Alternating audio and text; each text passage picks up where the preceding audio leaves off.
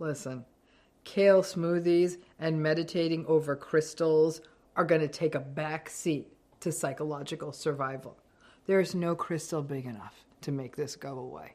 Let's talk a little bit about the challenge of wellness for people who are going through or frankly survivors of narcissistic relationships or grew up in narcissistic relationships. So I recently have had, in the last several months, the experience of listening and being exposed to a lot of wellness stuff. And it happened in a short period of time. Like, this wellness rhetoric isn't really my cup of tea. Listen, I'm very clear. I need to sleep more. I need to exercise more. And all of us need to, we can eat better. It's not rocket science, right? And I also know that this is a problem I have, the way my life is set up, my own present and current psychological demons. As I listen to hour and hour after lots of wellness talky, I recognized that the knowing these things, sleep, eat well, all that wasn't the issue. For a lot of people, I recognize it's structural and it's practical. And for me, it was old voices inside of me. And I know that's not just me. And yet not one of the wellness gurus took this on. They assumed that we could all eat a big old pot of beans for breakfast. Now, the basic structure of any narcissistic relationship is this, right?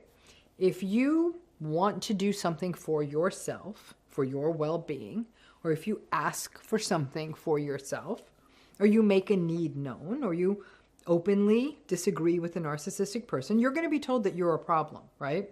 You're typically going to be called selfish or greedy or demanding or out of line or ungrateful or how dare you or what's your problem? And then there's all that unspoken stuff that happens, right? The silent treatment, the contempt, the unspoken disapproval. These relationships are a process of indoctrination. This doesn't happen just once. It becomes sort of the unspoken, and at times even spoken, contract of the narcissistic relationship. And the unspoken contract here is, well, for this relationship to keep going, I guess I have to become a person who has no demands, no needs, no wants, no you, separate from them. And then everything will be just fine. That this whole relationship can keep going as long as you don't become too you. That means that if you, for example, have a narcissistic or had a narcissistic parent, you learned at a very early age that this wasn't about attachment and safety and the importance of you as the child. It was your role to mirror them, to be in their shadow, to be big only if they want you to, and to be small when they need you to, and that you should be able to mind read and figure that out. Right? And as a kid, you don't have much of a choice but to go along with the program for all the reasons of safety and all that. And if you're going to remain attached to that narcissistic parent, what options do you have? In an intimate relationship, though, when you're in adulthood, you may go along to get along. You have invested time into this. There's enough normal or good stuff that you think like, I don't need to make a fuss about this. I could compromise. And you keep hearing, though, that you are too demanding. And that may play on existing wounds you carry from earlier in your life. And what happens to many of these people in these relationships is you become smaller and smaller and smaller and smaller to fit into the relationship. But you aren't aware that you're shrinking yourself. And it's the same with friendships, and it's the same with any narcissistic relationship. That means that people in narcissistic relationships who are typically always doing, or always making themselves smaller, sort of scrunching themselves down, you're always doing, right? Keeping the trains running on time, the household running well, the workplace running well. You anticipate people's needs. You do stuff you don't want to do all the time. You, again, the scrunching is you making yourself smaller and smaller and smaller. You don't say stuff. You hold back. You don't share stuff. And yes, I know that a lot of this is survival. You ain't got options. But if you don't have other places to take the stuff that is you, that matters to you, your cares, your needs, your wants, your aspirations, then you do get shrunken. And the damned relationship or a narcissistic relationship or relationships, they really are like a full-time job with no time for you. Now, let's go back to wellness, because where exactly in this schedule would wellness stuff ever fit in the first place? Listen, it takes time to cook in this whole longevity wellness way, or to eat like this, to have your garden, to sleep in such an optimized way, to exercise at the optimized time, to go to the farmer's market, to do all these things in the ideal way for your body, to meditate, to let go of toxicity. It was not lost on me that over the past few years, and I'm a good sport, and I show up like the good student, and I listen to these many, many hours of wellness talks, not one of these people ever talked about the greatest toxicity that does the most damage. They're talking about additives and this and that. That ain't your problem. The greatest toxicity is this antagonistic stuff, antagonistic people. Because when you think about it, if you were to take that time for your early morning workout, requiring the cooperation of your partner with the kids, or the exercise class, or the time for meditation, or the bedtime routine, or the preparation of the optimized longevity breakfast, can you imagine making this need known in a narcissistic relationship? I need 20 minutes to make my longevity smoothie. They'd shut you down. You would be hit with every accusation of your selfishness, your vanity, your narcissism, your greed, your lack of gratitude, that you don't care about the kids and that you are a bad person. Who can sustain that? You're like, to make this person stop yelling at me, I'm just going to go back to having a Diet Coke for breakfast. And the ringer was how many wellness influencers talk about relationships as a driver of good health, but give absolutely no credence or voice to the harm that has been done to people by toxic relationships, and how hard it can be to get into a relationship again, to trust again. Do not get me started, though I think I'm started. That's what this video is about. So can you imagine in a narcissistic family saying that, hey, how about we eat this certain way for our longevity?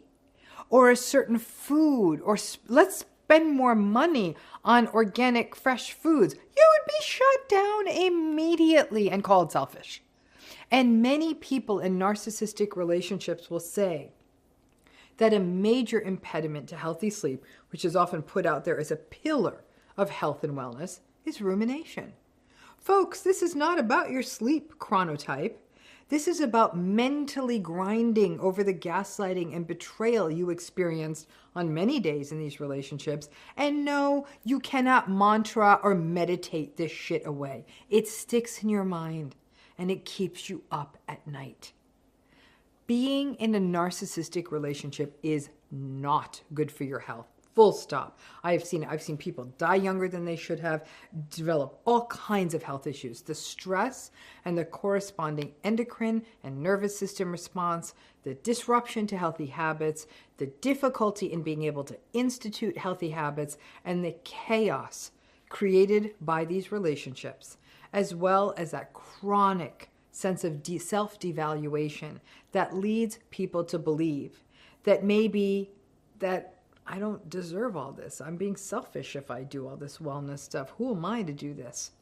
But a lot of it is just the simple lack of time, too. It takes a lot of time to deal with all the angry messages and the demanding messages from manipulative ex-partner co-parents, or the guilt-laden messages from narcissistic family members, the unrealistic and oppressive demands of a narcissistic boss or colleague or workplace. Listen. Kale smoothies and meditating over crystals are going to take a back seat to psychological survival. There's no crystal big enough to make this go away. Now, all of this concerns me because I am seeing real and hard evidence that it seems like the narcissistic people, they kind of got this longevity thing figured out because they do seem to live longer. I actually think selfishness may be the most profound longevity tool there is. And the narcissistic person's willingness to put their needs, their wants, their emotions, their preferences ahead of others, ahead of everyone, and having little or no regard for other people's needs or struggles, That's a pretty damn streamlined way to live. And in many ways, that level of selfishness, I have to believe that may outweigh how you eat, sleep, move, and breathe. Now, I'm not saying go out and be selfish, because that's not good for everyone else. Other people are supply for narcissistic folks. They're not time sucks and not invalidators, though some would argue narcissistic people do live in this chronic, unprocessed tension of shame, which may be taking a toll on their systems, maybe. But remember, narcissistic people are willing to do whatever they need to do to regulate their emotions whenever they want by taking them out on other people.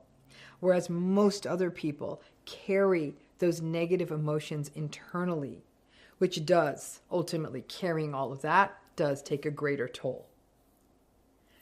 Can there be what I would call antagonism-informed wellness? There's something I could get into. Perhaps, because don't get me wrong, I don't think that these wellness gurus are wrong. They're not wrong at all with what they're saying. How we eat, how we move, how we sleep, how we breathe, it matters. Meaning, purpose matters. But it's much, much, much, much harder for folks who have been through the relational trauma of narcissistic relationships and continue to be blamed and shamed for everything, including taking any time for themselves. And sadly, the vast, vast, vast majority of wellness experts don't begin to understand this, and sure as hell don't try to hold any space for the experience, who are shut down by other people. And as an aside, one thing I hear, and I believe it to be completely inaccurate, is that people who can't put their wellness and health first, despite being psychologically invalidated and hammered in an emotionally abusive narcissistic relationship, are somehow codependent or not motivated. That's a crock of shit. There is only so many times that people can lie about going to the gym or make 2 dinners so that they can eat their healthier dinner. And the crap about setting boundaries is just that.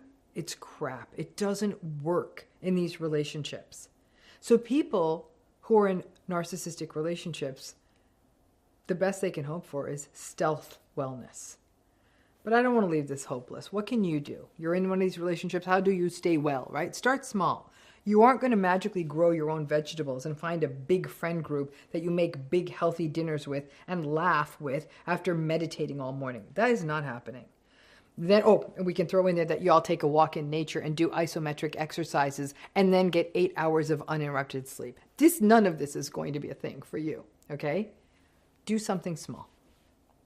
Take the stairs. Park in the farthest parking spot, so you got to walk a little ways. Eat some fruits and vegetables as a snack. Keep them in the car. Keep them in your bag. Be kind to yourself and recognize that on some days, on the most toxic days, the most triggered days for you, and the most difficult days, you will lapse back into comfort foods. You will feel sluggish. And no, you're not going to want to take the walk, and you're going to want to take the elevator. The best wellness strategy is how you manage yourself and talk to yourself on those difficult days. Another bit of wellness advice: don't share any of your health things with any of the antagonistic or narcissistic people in your life. Don't let them know anything you're doing. Don't let them know you're going to the gym. Don't let them know you're working with a trainer once a week. Don't let them know you're meditating. Don't let them know you're going to be more careful about your sleep routine now. You don't want to let them know you're a chronotype, because they'll try to mess with it. I would say hide all your books, your wellness or self-help books, and don't share with them that you're thinking about your health and well-being. The narcissistic person will either critique you, or they will undermine you, or they'll tell you you're doing it wrong, but they'll undermine you by doing things like fighting with you right before bedtime, or tell you that you will never be able to keep eating healthy, or shaming you for not eating healthy enough, or that your little walk is nothing compared to their 3 hours of CrossFit, weight training, yoga, triathlon training. Keep an interior world of wellness that is yours if you are navigating narcissistic relationships. And again, don't listen to a lot of the usual wellness folks who are not antagonism informed, who don't understand how these relationships undermine our ability to give this kind of time to our health.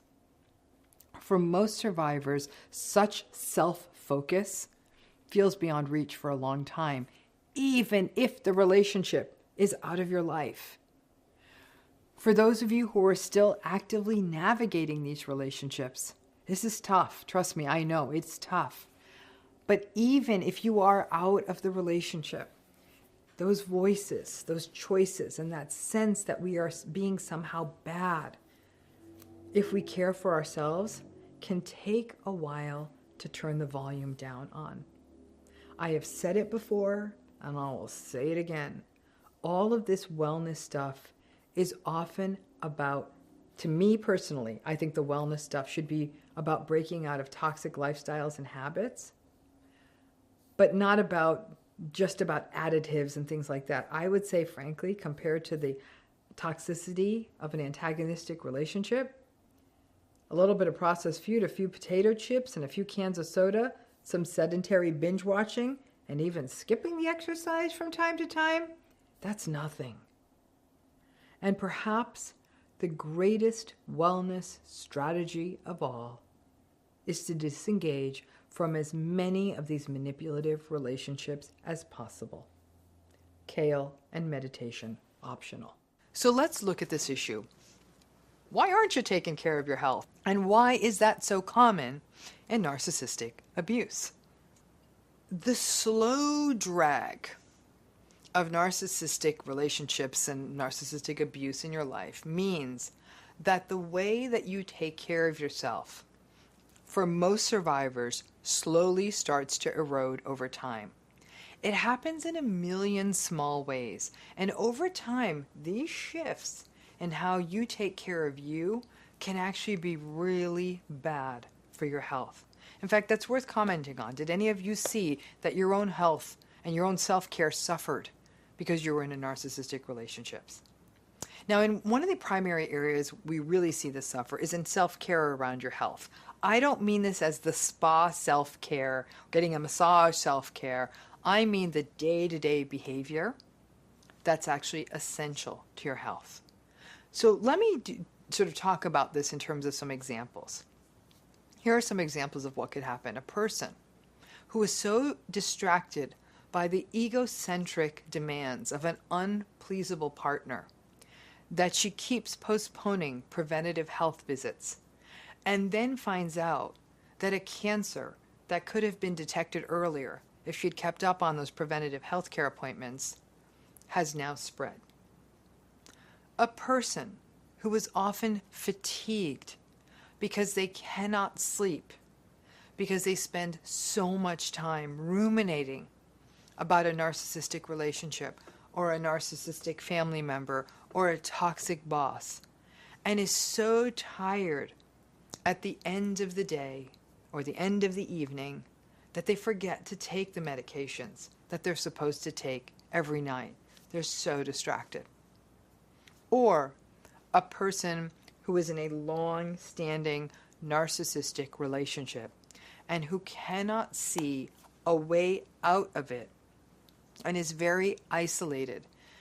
They sort of feel like it isn't worth bothering putting on sunscreen, putting on a seatbelt, just taking care of themselves in those basic ways, or just other simple daily interventions that all of us should do to stay safe, because she sees no point in doing it.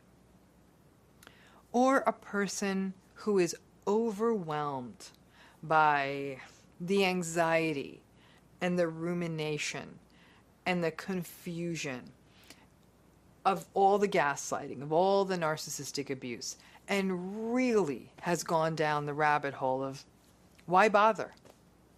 They stop exercising. They found themselves to be very apathetic. They make poor dietary choices. They're gaining weight in a way that exacerbates maybe hypertension or places them at risk for diabetes or other illnesses or other chronic conditions, or just the other impacts that come from not being active or eating well.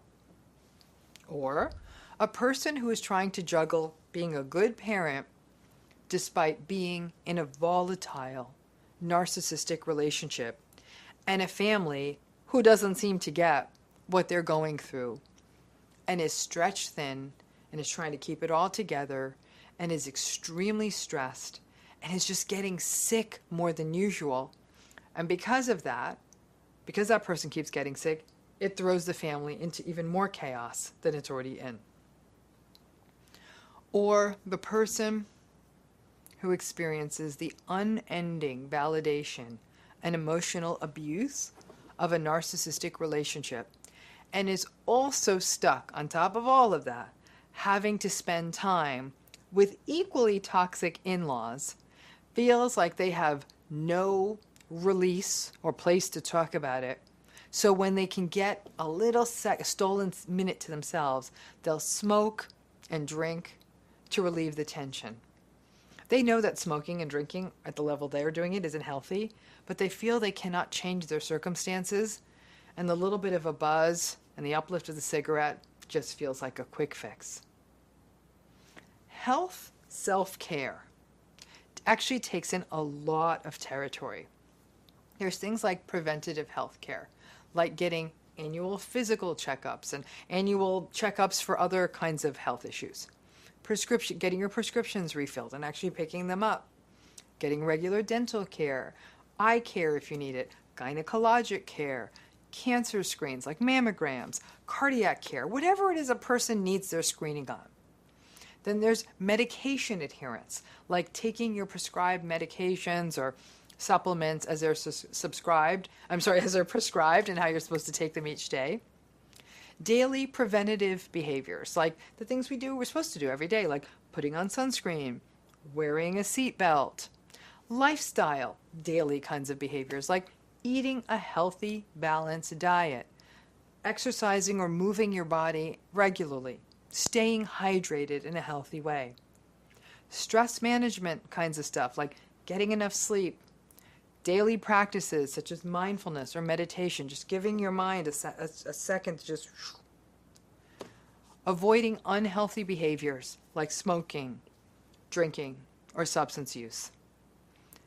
All of this self-care, in many cases, the majority of cases, goes out the window for many people who are experiencing narcissistic abuse. Frankly, sometimes with tragic consequences. Putting off preventative health care screens means that, for example, cancers can go undetected, or that an uptick in blood sugar doesn't get assessed, or blood work doesn't get done in a timely way, which then means that you might miss other underlying conditions or the chance to get in there and do early intervention. Narcissistic abuse results in so much self-devaluation that you can see how it easily extends to all this health-related self-care. You start to believe that your health isn't worth addressing. You start living in the I'm not enough that you came up in your relationship, but now it's the I'm not even enough to take care of my own health. And while the more tragic consequences, like a missed cancer diagnosis or a late cancer diagnosis or a late diagnosis of other disease, those are much more obvious. Years of eating poorly, not exercising, or not taking medications as prescribed also take their toll and can negatively impact quality of life and overall health.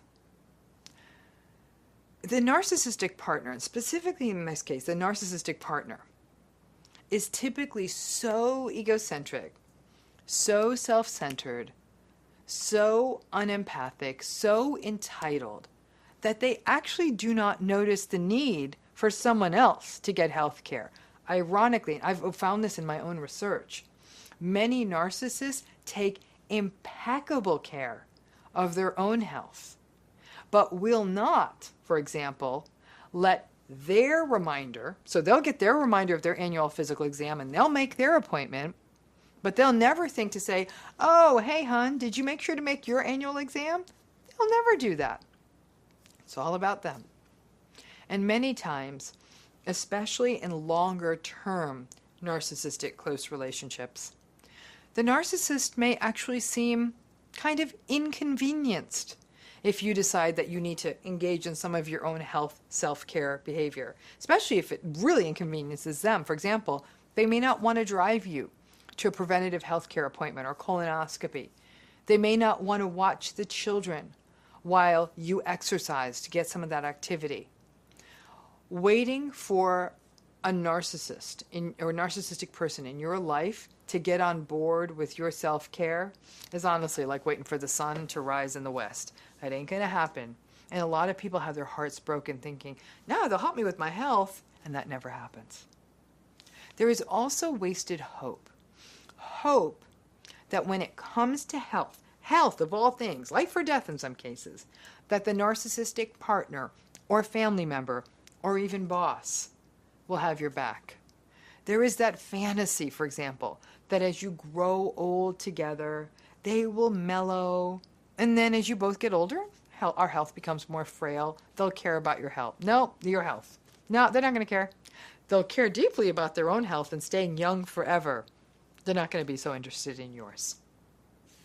Your healthcare provider is not going to assess whether or not you are in a toxic relationship. They should, but they don't. They'll ask you if you smoke and if you drink and a bunch of other stuff, but they won't ask you about the toxic relationships. In fact, I remain convinced that a toxic relationship is as harmful to your health as other unhealthy behaviors or exposures. But the medical profession tends not to be willing to veer there, and your primary care provider may take more of the stance of calling you out for not doing what you're supposed to do for your own health than to really take the time, especially these days when healthcare providers are so stretched thin, than to really do the deep dive into the deeper sort of barriers of your ability to sort of do your own health self-care. And ultimately, despite the many, many barriers in front of you, it is your responsibility to have your own back around your health. The fantasy that they would have your back can actually be lethal if it keeps you from taking responsibility for your own health. So, what are you supposed to do, given that not engaging in health self-care is such an issue in narcissistic abuse? If you are stuck in this kind of a relationship, you have to find the workarounds. Whether those workarounds are reminder alarms for medications, using telehealth, or setting up rides in advance for healthcare if you're not able to get to those appointments on your own. And one way to think of it is this. And sadly, this analogy may resonate with you. You wouldn't want to put off an oil change for your car. Why? Because it's a pain in the neck if your car breaks down and it's expensive to replace the car. Why can't you view your health care in the same way? It's sad that many, many people are treating their cars or treat their cars better than you treat yourself. But think of you at least as your car. Put the reminders in the calendar just like you do for the oil changes. Work around the narcissist schedule in some way and fit in some kind of exercise. It may even be yoga at home using a video. It may be that you walk to an errand that you might ordinarily drive to or park in the far part of the parking lot. Make your health part of a routine. The usual tricks that we give clients for medication adherence, for example, put your medications next to your toothbrush. Use alarms to remind you. Find seamless ways to build healthier foods into your diet. The usual health and wellness feedback, the easier it is, the more likely it is that you are to do it. Even when you're under the big mountain of distraction and mental fatigue of narcissistic abuse. It's also really important that you find a supportive network. Listen, if you can't find group therapy or an actually organized support group, there are even social media groups out there of other people who are going through narcissistic abuse. Find those networks and perhaps maybe set a health challenge amongst a group of you who are going through this similar experience. Acknowledging that being in these difficult relationships makes health-related self-care even more difficult. People who aren't going through narcissistic abuse may not get the challenges you're going through. Yep. I'm going to tell you, as I always tell you, therapy. In therapy, this becomes an area that becomes important to talk about, this kind of health self-care. In therapy, you just don't talk about how I'm going to build a walk into my schedule, or I'm going to eat more vegetables, or any of that. In therapy is the place where you look at the deeper roots of what blocks you and how beliefs and rumination and fatigue are impeding you. This may even be enhanced by health coaching or some other person who can help you achieve this and get through these really tough barriers. Ideally, a health coach who understands narcissism. Unlike a car and those oil changes, you only get one shot at a body. My advice for all of us is to talk to someone older than you who wishes they'd had taken better care of their bodies when their bodies were a little bit more hardy. Health is cumulative. Waking up at 65 and deciding to train for a marathon, I think it's great. But taking care of your 25, 35, and 45-year-old self is like putting money into an investment account. It's a long game, and health is a long game. The stress of a narcissistic relationship is already taking a tremendous toll on your health. It's negatively impacting your immune functioning.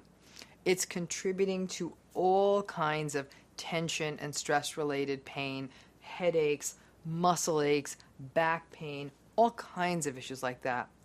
At least through the health-related self-care, you can shore your body up for the good fight. And if you are able to distance yourself from this relationship or get out of it altogether and set boundaries, use that shift in your life as a wake-up call to take your health back. Have any of you ever said, okay, I can't leave this narcissistic relationship, but damn, I need a break. I wish I could just get a break? That's what we're going to talk about today. That idea of the kind of break you could use from a narcissistic relationship.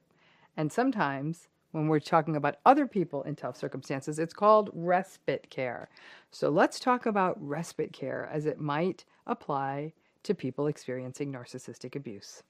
Now, one thing about narcissistic abuse is that it is a pattern where the people around the person with this unhealthy pattern, actually, basically with narcissism, actually experience more harm than the narcissist themselves, right? So the people experiencing the narcissistic abuse experience more harm. Now, with most mental health issues, we do tend to focus on the person experiencing the issues, depression, anxiety, whatever it may be.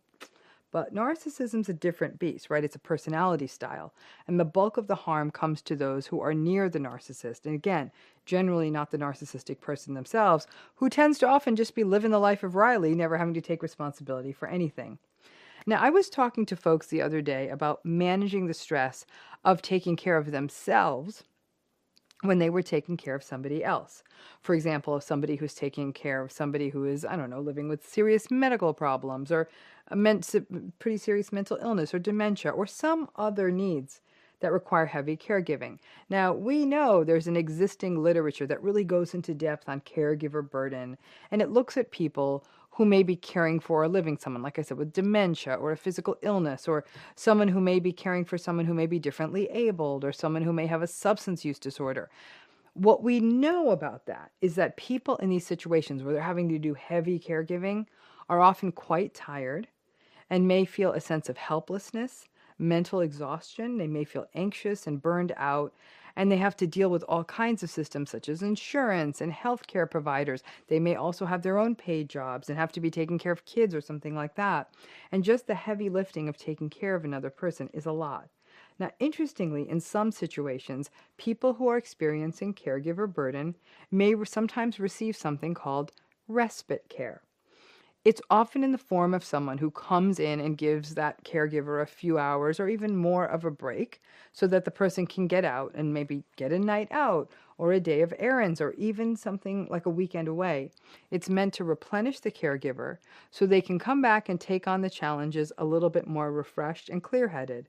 It's usually granted when someone is caring for someone who has medical or something like memory care needs, and it might be paid for or provided by an agency or some other entity designed to support folks so their family member can be taken care of at home.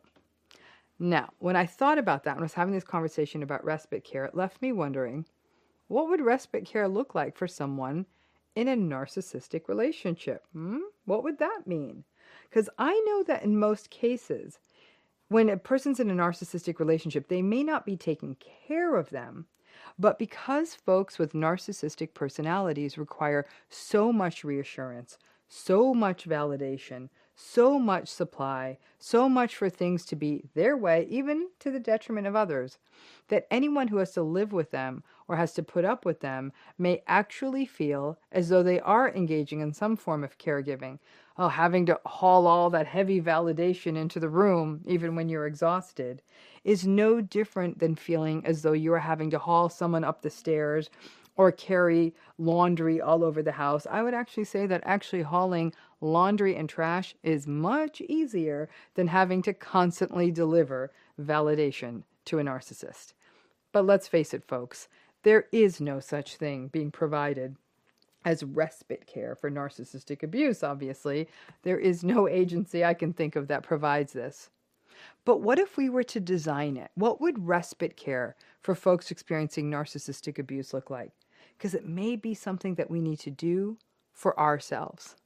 Now, as I see it, it would be a place or a time where a person is not minimized, where they're not gaslighted, and where they're supported. In fact, where they are validated and their reality is supported. Where they are encouraged to try new things and laugh out loud, and their courage is built up. Where the conversation is actually about them for a minute, and they aren't interrupted. A place where they can trust people and not worried about being lied to every minute. Where they can eat what they want without it being criticized, and go to sleep when they want without someone starting an argument at bedtime or first thing in the morning. And I got to tell you, if I ever win the lottery, I think I'm going to create a narcissistic abuse respite center. I could use one myself. And all of these things would happen for survivors. So I'll keep buying those lottery tickets. But alas, such a place right now does not exist. However, maybe you could try and craft your own version, a day or a weekend with friends who do these things for you, and where you might feel comfortable asking for these things ahead of time, like, hey, can I talk without interruption? Maybe it would just be time alone, even a night in a local hotel where you get to call the shots on your life for one night. Even calling the shots means eating cheesecake in bed while watching bad reality TV and then sleeping in. Perhaps it's a long drive where you are in charge of the music player or can listen to the kooky podcast you love without it being criticized, and then take yourself for lunch at the place that serves the food that the narcissistic person in your life never wants to eat. Maybe it's an extra day you quietly tack onto a business trip just to get a break. You just tell them the trip is lasting a day longer, and then take advantage of already being gone, right? Now, if you have someone in your life, you're supporting a survivor of narcissistic abuse, maybe you can create a sort of mini respite care for them. Either make it possible for them to get away for a day by watching their kids or their pet, or taking them someplace and ensuring that you listen to them and let them set the plan for the weekend or the day. Now, you may be dealing with or know someone who might be dealing with familial narcissistic abuse, where the person may not live with their family of origin, but any time spent with their parents takes a toll on them. So then you could offer to accompany them to soften the stress, or you can offer to sit with the most difficult family members so that the person you know who's in that family can manage the other issues in the family system. I've had people do that for me, and it's really helpful. The struggle with this is, of course, that after any respite care of any kind, the person does have to return to their original responsibilities. In the case of caregiving, that's going to happen, or have to return back to the narcissistic situation. But these moments of respite care aren't a cure. They are meant to replete and restore just a little bandwidth so a person can strengthen themselves and maybe be a little more resolute in the face of what is happening to them. Respite care isn't a one-off. It is something that has to be done on a somewhat regular basis, even if it's just every couple of months. When I think about what anyone needs when they are feeling broken down by a difficult caregiving situation, I recognize that this is something a person in a narcissistic relationship would also need. By thinking of it as respite care, it can help a person think of it as an essential restoration to stay strong. And hopefully, with that strength, get a little better at boundaries and slowly disengage from the manipulative landscape that is a narcissistic relationship. If you have any other ideas on what respite care could look like, drop them in the comments, if for no other reason that other people can read about it. But like I said, when it comes to other mental health situations or physical health situations, we're so invested in helping caregivers anywhere we can and any way we can. But we don't think about that with survivors of narcissistic abuse. We often just paint it as, oh, that's just a tough relationship. It's a lot more than that. And people in these relationships, especially when they can't get out of them, which is a lot of folks, every so often, you just need a break. Thanks again.